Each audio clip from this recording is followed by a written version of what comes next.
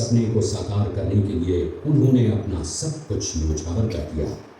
18 जून 1576 ईस्वी को हल्दी घाटी का घमासान युद्ध हुआ था। ये युद्ध केवल एक दिन का था, जो मेवाड़ के राजा महाराणा प्रताप एवं मुगल अकबर की सेना के मध्य हुआ था। इस युद्ध में अकबर स्वयं नहीं आए थे।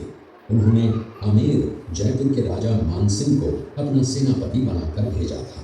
हल्दी घाटी का युद्ध 5 किलोमीटर लंबे और 200 मीटर चौड़े क्षेत्र में हुआ। आप लोग सभी संग्रहालय में खड़े हैं। संग्रहालय से 200 मीटर की दूरी पर चेतक की समाधि है, जहां पर महाराणा प्रताप के स्वामी भक्त घोड़े चेतक को दफनाया गया था। यहाँ से 2 किलोमीटर की दूरी पर हल्दी घाटी दर्रा है। इस दर्रे की विशेषता है कि यहाँ की प्राकृतिक मिट्टी व पत्थरों का रंग हल्दी जैसे पीले रंग का है। इस दर्रे के चारों तरफ महाराणा प्रताप की भील आदिवासी सेना राणा कुंजा के नेतृत्व में तैनात थी। ये सेना तीर, भाले, पत्थर चलाने में कुशल थी। यहाँ से 1 किलोमीटर की दूरी पर शाहीबाग है, जिसमें मुगल सेना का पड़ाव था। मुगल सेना 18 जून 1576 ईस्वी को प्रातः सूर्योदय के साथ मेवाड़ की राजधानी गोविंदा की तरफ आगे बढ़ने लगी, तो उन पर महाराणा प्रताप की सेनाओं ने आक्रमण किया और उनसे गोरिल्ला पद्धति से युद्ध किया। ये आक्रमण इतना तेज था कि जिससे मुगल सेना में भगदड़ मच गई। महाराणा प्रताप की सेनाओं ने मुगल सेना को यहाँ से 3 किलोमीटर दूर पीछे समतल क्षेत्र में, जहाँ अभी खन्नौर गांव है, वहां तक खदेड़ दिया। इसी खन्नौर गांव के पास बनास नदी के पास समतल मैदान में 7 घंटे का भयानक युद्ध हुआ। इस युद्ध में दोनों पक्षों से कुल 18,000 सैनिक मारे गए। जब ये युद्ध समाप्त हुआ तो वहां पर मानसूनी बरसात हुई और वहां पर कटी हुई लाशें और खून ने पानी में मिलकर एक तलाई का रूप ले लिया। इतिहासकारों ने इस तलाई को रक्त तलाई का नाम दिया। इस युद्ध में ग्वालियर का एक पूरा राज परिवार, जिसमें राजा रामशाह तंवर और उनके 2 पुत्र थे, शहीद हो गया। यहीं पर एक बगीचा बनाया हुआ है और जो इस युद्ध में शहीद हुए थे, उनके स्मारक इसी बाग में बने हुए हैं। इस लड़ाई की विस्तृत जानकारी आपको एक फिल्म के द्वारा दी जाएगी। आप जब इस कक्ष में सब कुछ देख चुके होंगे, तब ये फिल्म और लाइव व साउंड शो शुरू होंगे। तब तक के लिए धन्यवाद। का पालन करने के लिए वनवासी जीवन व्यतीत करने लगे। उनके पास पर्याप्त संपत्ति नहीं थी, तो उनके वित्त मंत्री भामाशाह ने अपनी सारी सुख सुविधा को छोड़कर अपने राजा को स्वयं का धन 25 लाख रुपए व राजकोष में 20,000 अशर्फियां देश के लिए अर्पित की, जिससे महाराणा प्रताप ने 12 वर्षों तक अपनी सेना को संगठित किया, सैन्य शक्ति को बढ़ाया और मेवाड़ मातृभूमि को आजाद करवाया। किले के अंदर 9 मई 1540 ईस्वी में महाराणा प्रताप का जन्म हुआ था। इस किले की ऊंचाई समुद्र तल से 3,568 फीट की है। इस किले की दीवार 36 किलोमीटर तक फैली हुई है। इस दीवार का नाम ग्रेट वॉल ऑफ चाइना के बाद द्वितीय पायदान पर दर्ज है। इस किले के अंदर 360 प्राचीन मंदिर हैं। उन मंदिरों में से जग प्रसिद्ध महादेव का मंदिर सबसे प्राचीन है। कुंभलगढ़ किला यहाँ से 65 किलोमीटर की दूरी पर है। कृपया अब आप सब पीछे की तरफ देखिए। ये दृश्य मेवाड़ की प्राचीन राजधानी चित्तौड़गढ़ का है। इसी किले के अंदर महाराणा प्रताप का बचपन बीता था। इस किले की तलहटियों में महाराणा प्रताप ने अपने गुरु से शिक्षा प्राप्त की थी। ये किला 12 वर्ग किलोमीटर में फैला हुआ है। इस किले पर जब भी विदेशी आक्रांताओं ने आक्रमण किया और उस आक्रमण में कोई भी राजा व सैनिक वीर गति को प्राप्त कर लेते, तो उनकी पत्नियां वीरांगनाएं अपने सतीत्व की रक्षा करने के लिए जलती हुई अग्नि में कूद प्राणों को त्याग देती थी, जिसे हम जौहर कहते हैं।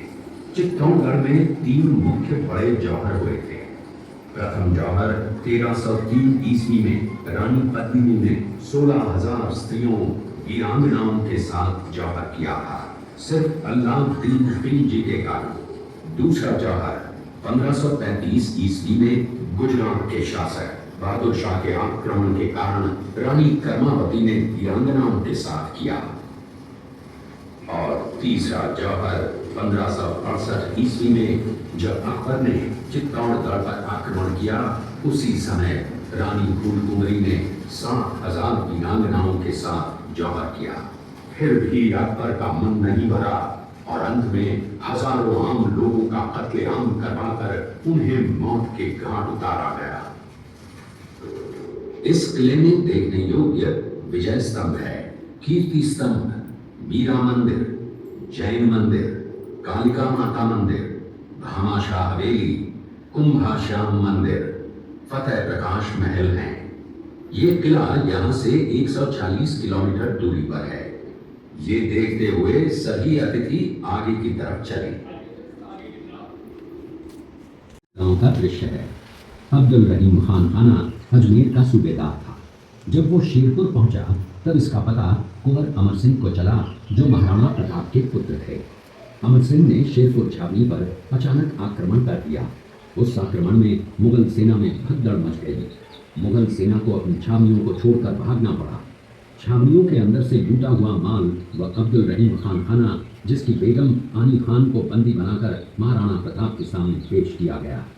तब अमर सिंह पर महाराणा प्रताप क्रोधित हुए और कहा, जहां से इस नारी को बंदी बनाकर लाए हो, इसे पुनः ससम्मान लौटा कर आओ। महाराणा प्रताप ने कहा, हमें नारी से कोई दुश्मनी नहीं है, हमें तो देश विद्रोहियों से दुश्मनी है, जिन्होंने चारों तरफ आतंक फैलाया है। महाराणा प्रताप के आदेश का पालन करते हुए कुंवर अमर सिंह ने उस मुगल नारी को ससम्मान छावनी तक पहुंचाया। इस प्रकार महाराणा प्रताप ने अपने क्षत्रिय राजपूत धर्म का पालन किया और पराई स्त्रियों को मां, बेटी और बहन का दर्जा दिया। ये है महाराणा प्रताप का चरित्र और नैतिक उदारता का परिचय। ये देखते हुए सभी अतिथि आगे की तरफ चले। उसी किले के अंदर की ये घटना है। मेवाड़ की एक ऐसी मां थी जिसने अपने पुत्र का बलिदान देकर राजवंश की रक्षा की थी। उस मां का नाम पन्नाधाय था। पन्नाधाय जाति से गुर्जर थी। वो एक राजकुमार की धाई मां थी। दूसरी तरफ हाथ में तलवार लिए खड़ा ये बनवीर सिंह एक दासी पुत्र है। ये कुंवर उदय सिंह की हत्या करके मेवाड़ की राजगद्दी प्राप्त करना चाहता था।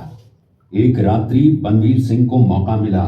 वो राजकुमार उदय सिंह के बड़े भाई विक्रमादित्य सिंह की हत्या करके राजमहल की तरफ आगे बढ़ा। इसकी सूचना पन्नाधाय को लग गई। कुछ समय तक पन्नाधाय चिंतित हुई। तभी पन्नाधाय ने अपने पुत्र चंदन को राजसी कपड़े पहनाकर पलंग पर सुला दिया और उदय सिंह को एक टोकरी के अंदर छिपाकर पत्तों से ढक के महल के बाहर निकालकर गुप्त रास्ते से कुंभलगढ़ भेज दिया। बनवीर सिंह जब तलवार लेकर राजकक्ष में आया तो उसने पन्नाधाय से कड़क आवाज में उदय सिंह के लिए पूछा, तो पन्नाधाय ने चंदन की तरफ इशारा किया। बनवीर ने चंदन को उदय सिंह समझकर चंदन की हत्या कर दी और ये समझने लगा कि मैंने राजकुमार उदय सिंह को मार दिया। वही राजकुमार बड़े होकर राजा बने और अपने नाम का उदयपुर नगर बसाया, जो यहाँ से 40 किलोमीटर दूर है। और उन्हीं के पुत्र महाराणा प्रताप हुए, जिन्होंने हल्दी घाटी का युद्ध लड़ा और आज हम लोग उनका इतिहास यहाँ पर देख रहे हैं। ये देखते हुए सभी अतिथि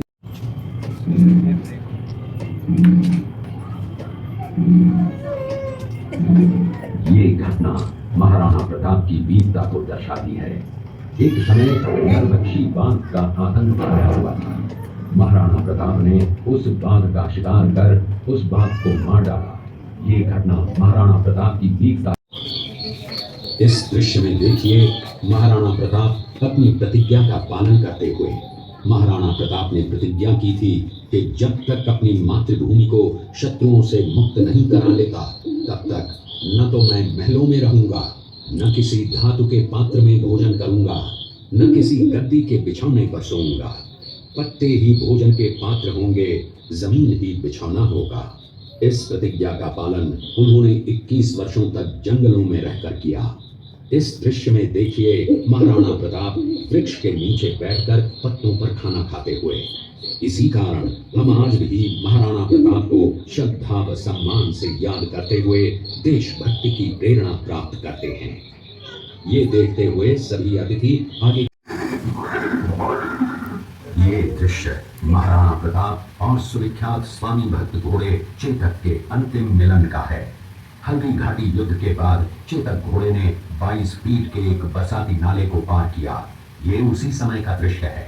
पास में खड़े महाराणा प्रताप के छोटे भाई शक्ति सिंह हैं, जो पहले मुगल सेना में थे। बाद में वो महाराणा प्रताप की तरफ आए, माफी मांगी और अपना घोड़ा महाराणा प्रताप को दिया। ये देखते हुए सभी अतिथि आगे की तरफ चले। महाराणा प्रताप और मेहनती संस्कृति चालू होगी, व्यवहार में दावते लोग किस तरह से अपना जीवन जीते हैं, उनके बारे में आगे एक सीन दिखाया। आधार साथ मीटिंग में आगे